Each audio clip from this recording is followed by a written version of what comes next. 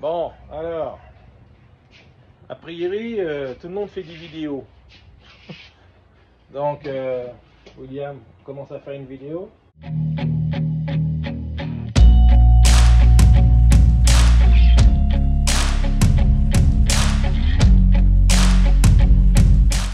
On fait une vidéo de quoi? On va faire une vidéo de la préparation de la moto de Bonneville pour 2023. J'ai bien l'impression. Bon, alors, qu'est-ce qu'on fait? Cette moto, elle n'a pas démarré depuis maintenant 2014. Le dernier roulage qu'elle a fait, c'est 2014. Presque 10 ans. Presque 10 ans. Donc là, William a mis la batterie. T'as mis de l'essence. J'ai mis de l'essence, ouais. L'huile, l'eau, tout est préparé, tout est fait. Ouais. Eh ben, on y va alors. Hein? Ah, si ça veut bien. Allez, vas-y.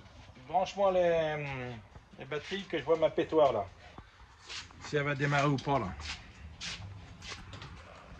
Bon, les youtubeurs, la qualité de la vidéo, parce que le vieux, les vidéos, donc le vieux il va faire à sa façon, il va pas s'emmerder. Mettre le feu. Hein? Je vais essayer de pas mettre le feu. Ouais, bah, mets pas le feu, bah, attends, l'extincteur est derrière. C'est pas mal. Bon, déjà il y a du démarreur. Il faut mettre la pompe, c'est ça? Ouais, mets la pompe un petit peu, oui. Voilà, pour la remplir. Je la laisse ou Non, parce que ça va cracher après. Vas-y, c'est bon, arrête. Arrête et vas-y. Rien dedans, tu vois? Vas-y, mets la pompe là.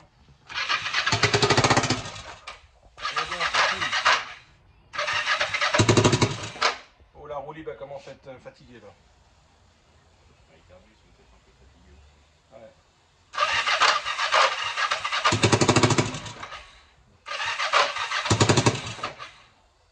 Accélère un peu parce qu'elle a besoin d'accélérer.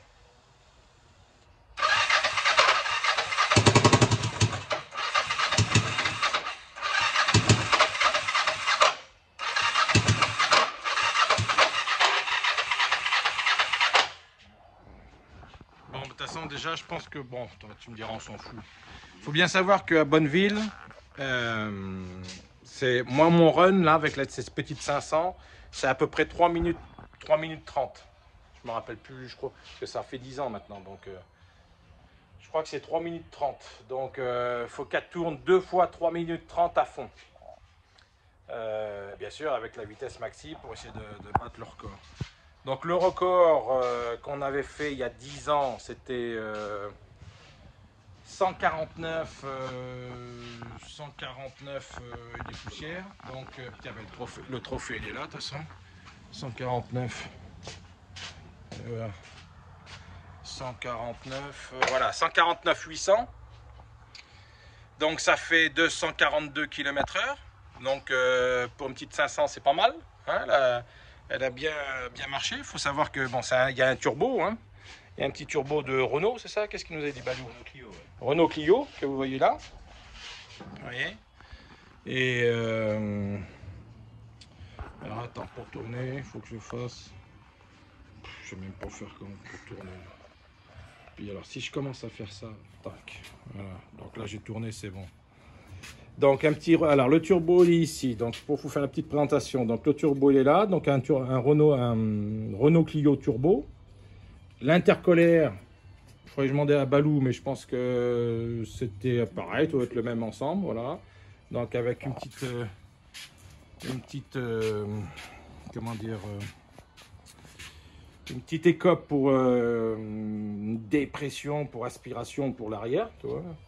Et là cette année on va faire des modifications pour emmener, donc on va mettre de la glace ici pour refroidir au maximum l'intercolaire. Et on va faire tout un, sur ma coque arrière, on va faire une ventilation pour refroidir au maximum. En sachant qu'il faut de l'air frais le maximum pour avoir la meilleure combustion possible. Donc après, vous avez deux carbus là. Donc là, c'est avec des carbus de Suze. parce que les carbus d'origine étaient en mauvais état, ça marchait pas. Donc Balou a décidé il a pris ce qu'il avait dans son stock et il a mis 2 carbus de Suze. Ici vous avez voilà, pour la pompe à essence, et là vous avez la pression d'essence qui arrive dans les carbus. Et puis après, là, donc là il y a un petit le retour du turbo, d'huile qui retourne dans le carter. Qu'est-ce qu'il y a d'autre d'intéressant à montrer? Peut-être le boîtier. Le boîtier, voilà. Donc là vous avez un petit boîtier de Dev Moto, donc qui nous a permis de changer l'avance à l'allumage. Mais là, on fera une vidéo avec Balou et puis il vous dira exactement voilà comment ça fonctionne. Attends, il faut que je retourne là, comment ça marche. Moi, je sais pas comment appuyer sur le bouton. Le vieux, il sait pas, donc je tourne avec ma main. Et ça va le faire pareil. Vous verrez ma tête de toute façon. Ça marche aussi bien. Et donc pour ceux qui me connaissent, ils se posent la question, putain, Laurent, le Lolo, il a une tête un peu fatiguée. Ben, je vais vous expliquer pourquoi j'ai une tête un peu fatiguée. C'est que je dors pas la nuit. Et pourquoi je dors pas la nuit? Ben, je dors pas la nuit parce que je me suis fait opérer, j'ai un genou tout neuf en titane et en plastique. Et ça fait maintenant 1 mois pour ceux qui me suivent. Et ben, c'est douloureux. C'est douloureux. Et ceux qui sont passés par là le savent. Et je pensais pas que ça allait être comme ça. Et ben, le problème, c'est qu'on dort pas, quoi. Déjà, on est toujours sur le dos. Donc ça, c'est... Et puis, ben, c'est intense, ça te lance tout le temps, quoi. Donc, tu peux pas dormir. Tu dors 1 heure, 2 heures. Quand j'arrive à dormir 3 heures par nuit, c'est le maximum, quoi. Donc, je suis fatigué. Heureusement, je fais la sieste après dans la journée, parce que je peux pas tenir, de toute façon. Et puis, ben, comme ça, William, il travaille, lui. Hein, c'est la relève. Moi, j'ai assez travaillé. Et Je peux écouter ma musique comme ça. il écoute sa musique, là. Encore, William, il a bon goût. Il a une musique qui est pas mal. Enfin, par rapport à d'autres, là, du rap toute la journée, non, là... Ça aurait été la sélection, là. Le prochain stagiaire, là, je vais lui dire, moi, non, mais musique, c'est... Il faut que j'accepte la musique. C'est du rock, c'est de la country. Ouais, il a des bons choix musicaux, c'est bien. Donc voilà, pour ceux que... Donc, la question du jour, c'est que... Hier, je ne peux pas monter sur la moto. Enfin, je peux monter dessus, si, mais je ne peux pas mettre la jambe sur le repose-pied. J'ai pas la flexion encore, je suis à 95 degrés, pour ceux qui connaissent. Et sur cette moto-là, 95 degrés, vous voyez le repose-pied est là, et ben je peux pas y arriver. Donc on est en train de fabriquer, William a fait en impression 3D, un platine derrière pour que ma jambe soit complètement tendue. Alors j'aurai une jambe bien, une autre jambe de... On va trouver une solution. C'est pas ça qui va m'arrêter. C'est pas ça qui va m'arrêter, j'ai fait pire que ça. Du moment que je la serre avec mon entrejambe, là, la moto, que je la sente bien entre l'entrejambe, ça sera bon. Après, l'arrière, c'est 3 minutes, hein, c'est pas... 3 minutes, c'est rien. Hein. 3 minutes, c'est pas une course d'endurance. Hein. Course d'endurance, bien sûr, je pourrais pas, mais là, 3 minutes, faut serrer les dents. Le plus dur pour moi, ça va être, c'est la visite médicale. Il va falloir que je triche, parce que quand ils vont me faire des exercices, je sais pas si je vais être capable d'y arriver. On verra. Mais je travaille dur, hein. Je peux vous dire que là je sors du kiné, c'est pour ça que vous me voyez peut-être un peu fatigué, mais enfin, de toute façon, hein.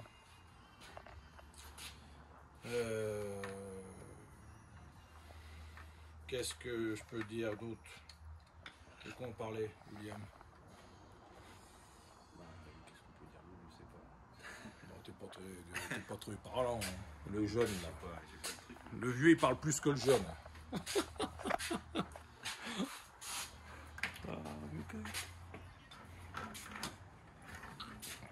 Ah, la fameuse rampe, elle vient. La rampe de Suzuki. Suzuki, je crois que Balou a dit que c'était du 36. GSXR. Voilà, allez, hop. Regardez-moi ce petit moule bif de 500 GPZ. De 42 chevaux, je crois que ça fait. Hein, c'est ça, William? Tu te rappelles les chevaux que ça faisait? Ouais, Il faut bien voir que ce moteur-là, Ça a 30 ans, 35 ans. C'est des vieux moteurs avec 3 chaînes à l'intérieur. Donc, il y a une première chaîne. Attends. Il y a une première chaîne du pignon. Alors, c'est pas le pignon de, si je me souviens bien, le pignon de Villebroquin. Il est emmené par la chaîne à l'embrayage. Donc ça, c'est la première chaîne. Bon, bien sûr, après, la chaîne de transmission, ah, merci William. La chaîne de distribution. Tu vois, ça, c'est le manque de sommeil. Et sur ces motos-là, toutes les motos modernes ont les tendeurs de distribution derrière. Et celui-ci, ils sont devant. Parce que le moteur, il tourne à l'inverse. Il tourne dans les aiguilles d'une montre. Chose que la majorité des moteurs maintenant tournent les moteurs japonais. Hein. Les italiens, tout ça, je ne sais plus. Mais enfin, les moteurs japonais, la majorité tournent sens contraire des aiguilles d'une montre. Et ce moteur-là, vu que c'est une vieille conception, il tourne dans les aiguilles d'une montre. Et après, vous avez donc la deuxième chaîne centrale de distribution, voilà, et une autre chaîne ici d'alternateur que Balou a enlevé, mais alors attends. Ah non, non, non, il y a le démarreur, la chaîne, elle doit avoir du démarreur à l'alternateur, je pense. Voilà. Donc il y a 3 chaînes, chose qu'il n'y a plus du tout maintenant dans les motos modernes. C'est plus du tout. Mais à l'époque, ce petit moteur, il faisait pas de bruit, mais il était bien conçu quand même. C'était un moteur qui avait un bon rendement.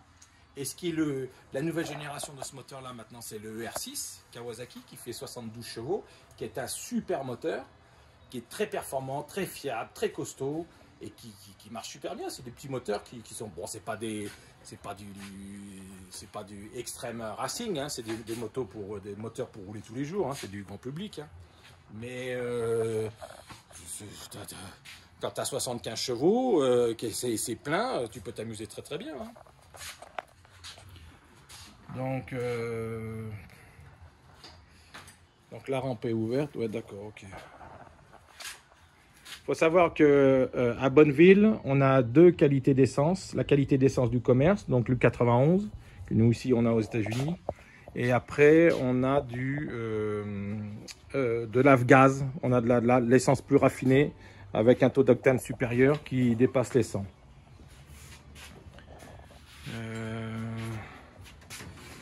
Qu'est-ce que je pourrais vous montrer? Donc là, cette année, on va modifier le pot d'échappement qui était un petit peu carouillé avec le sel là-bas. Donc on va reprendre le pot d'échappement. Qu'est-ce qu'on a dit qu'on faisait? Donc il faut qu'on fasse les copes à glaçons pour l'arrière. Les amortisseurs si on a le temps, parce que comme on n'avait pas d'expérience il y a 10 ans, on avait estimé et on voyait que sur les photos qu'ils avaient tous des rigides à l'arrière. Donc on s'est dit, bon, bah, pas de suspension, on va faire un rigide. Donc on a fait un rigide. Mais en réalité, attends, comment je fais pour tourner? C'est trop rigide. Voilà, c'est trop rigide. Donc moi quand j'ai roulé, et surtout ici à Île Mirage en Californie qu'en Utah, parce que le sel, bon c'est pas plat, mais c'est un peu moins quand même défoncé qu'ici. Ici, oh là là, ça me donnait des coups de... attends, je sais pas si on me... Ça me donnait des... Comme c'est de la terre battue, enfin c'est du désert quoi, donc il y a une amplitude des fois de 10 cm.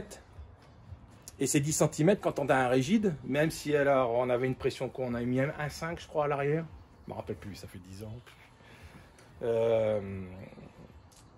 Et ben ça me donnait des à-coups sur l'avant. Donc à 250 km/h, je peux te dire que mon dernier run que j'ai fait en 2014, ouais c'est ça, El Mirage,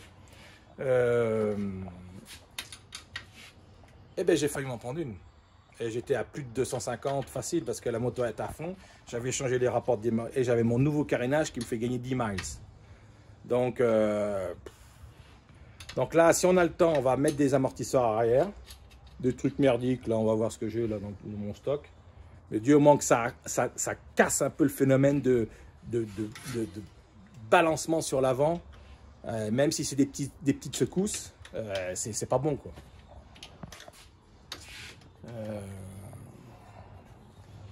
Donc voilà, qu'est-ce que... Donc là, on est en 17,36, hein, c'est ça, William? 17,36, donc vous voyez un peu les rapports, ça commence à faire pour un 500. Et on a une option encore après, on peut monter en 17,34 ou alors en 18,36. Donc là, ça nous fait, si on a fait nos calculs théoriques, 200 facile. On est à, on est à plus de 300. Oui. Ah bah oui. On est à plus de 300. Donc, je sais plus, 180, 190. ouais. Ouais, 190. Donc, bien sûr, c'est de la théorie. Donc, après, il faut enlever entre 10 et 15%. Hein. Et puis après, il faudra voir si le moteur... Parce que là, on arrive à 100 chevaux facile, plus de 100 chevaux. Donc, 100 chevaux, ça commence à faire, quoi. Enfin, pour un petit 500, bien sûr, attention, les gars, c'est pas un H2R de 300 chevaux. Hein. Donc, bon. C'est une petite moto-école, hein. C'est une petite 500 moto-école. Hein. Le vieux, il voulait pas prendre la Yabusa et m'exploser à 400 km/h. Hein. Donc, j'ai passé l'âge. Hein. Même s'il m'en reste encore un peu dans la poignée, bon, j'ai envie de voir ma petite fille hein, grandir. Bon, ben là, elle a pété, mais vous avez vu, elle a pas... ça fait 10 ans que ça se trouve, tout est bouché, les gicleurs de ralenti... J'ai vidangé les cuves, ça sortait un peu vert fluo, donc voilà. Je pense que l'essence est un peu pourrie. Donc, on va... William, il va ouvrir ça. Et moi, je vais le regarder. Hein, William? C'est pas mal aussi. C'est très plaisant pour moi. Hein, ça change. D'habitude, c'est moi qui fais tout. Hein. Alors, Chacun son tour. Voilà, chacun son tour. Et William, c'est la jeunesse. C'est la relève. La relève des anciens, tu sais. Tu vois, facile à enlever. Ouais, ça va. C'est mal foutu que ça. Ah ben, le balou, hein. Attends, il n'a pas fait semblant, hein. Il a bien travaillé. 3 semaines, il a fait la moto. Donc, faut bien voir qu'il y a 10 ans, bon, bien sûr, il y avait des Français, il y avait surtout, qui c'est qu'il y avait? Il y avait des... Mais en 500, il n'y a pas eu grand monde en grosse moto aussi. Il y avait Laurent, bien sûr, Laurent Dutruel, avec son Harley Turbo de magnifique, là. Ben, je le salue du reste, s'il regarde la vidéo. Et... mais on n'était pas non... Enfin, il y en a eu des Français. On n'a pas été les premiers, bien sûr. Mais il n'y a pas eu, il y a 10 ans, il y avait les mobilettes, là, les triplettes là, qui allaient. C'était surtout eux qui faisaient flotter le drapeau bleu, blanc, rouge. Ça y est, t'as enlevé le manchon? Ouais. Alors que ça donne quoi les pipes là? C'est pas trop mal. Vu comme ça n'a pas l'air vilain. Allez, vas-y, je te laisse faire.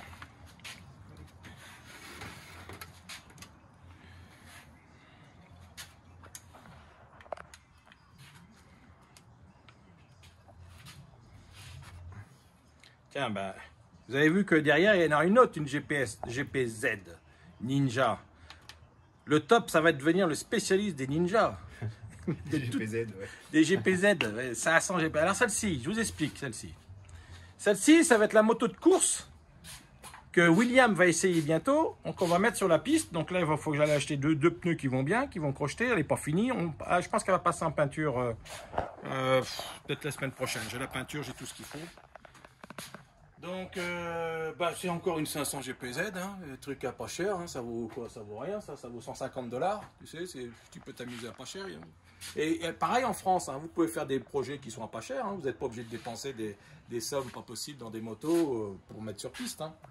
Vous prenez des 500 GPZ ou des 500 CB, les 500 CB sont très très bien. En plus, les 500 CB, vous n'avez pas de... c'est des refroidissements air, c'est pas des refroidissements liquides, là c'est du liquide, c'est mieux le liquide, mais bon. 500 CB, elle marche très bien. Hein.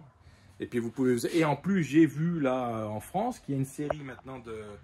Ils relancent les coupes 500. Donc vous pouvez vous amuser le week-end à pas cher. Hein. C'est très très bien. Donc là, c'est une petite moto qu'on a fait vintage un peu avec une coque de H2 des années 70. Un carénage de TZ 700, 750, c'est les mêmes. Bon, qui a été remodifié bien sûr. Hein.